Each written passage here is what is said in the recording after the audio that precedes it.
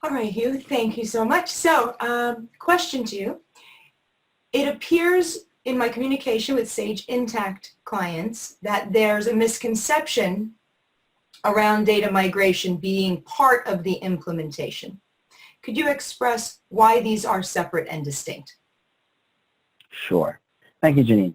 So the Sage implementation process, as I've come to understand it, is a comprehensive exercise that helps a customer transition all of their past settings and their historical data, as well as incorporate the elements of Sage Intacct that allow for them to see and experience their business in all new ways.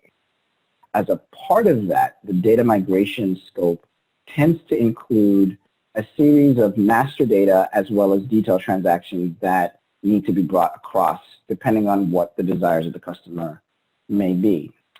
What tends to happen is if a customer wants more or they need more data or more refined settings in the system, and for a number of reasons, whether they have limited resources or they don't have the technical know-how on how to manipulate that data, they find themselves at odds with the size and the scope of the historical migration response and their responsibilities in it and getting it done in time.